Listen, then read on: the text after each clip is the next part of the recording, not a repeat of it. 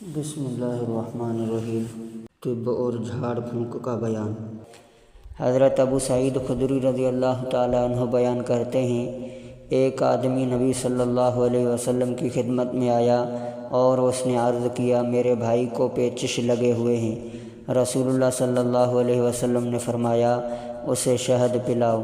اس نے اسے شہد پلایا۔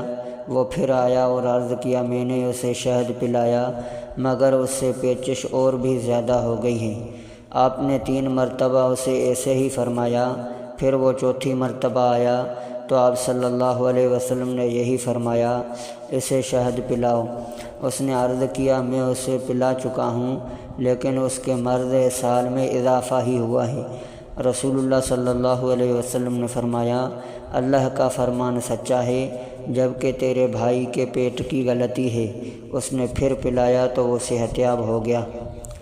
حضرت انس رضی اللہ تعالیٰ عنہ بیان کرتے ہیں، رسول اللہ صلی اللہ علیہ وسلم نے فرمایا، سینگی لگوانا اور قسط بحری کا استعمال بہترین طریقہ علاج ہے۔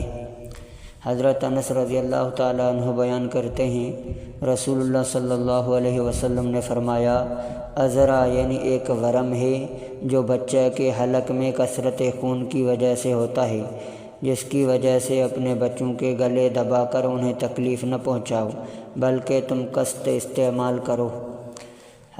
قیس رضی اللہ تعالیٰ عنہ بیان کرتی ہیں، رسول اللہ صلی اللہ علیہ وسلم نے فرمایا، تم اس علاق یعنی حلق کے ورم کی وجہ سے اپنی اولاد کا حلق کیوں دباتی ہو؟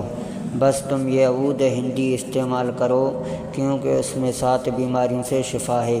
ان میں سے ایک نمونہ ہے، حلق کے ورم کی وجہ سے اسے ناک سے ڈالا جائے اور نمونہ کی صورت میں منہ کے ایک طرف سے ڈالی جائے۔ حضرت عائشہ رضی اللہ تعالیٰ عنہ اور رافع بن خدیج رضی اللہ عنہ نبی صلی اللہ علیہ وسلم سے روایت کرتے ہیں، آپ صلی اللہ علیہ وسلم نے فرمایا، بخاری جہنم کی بھاپ سے ہے، تم اسے پانی کے ساتھ ٹھنڈا کرو۔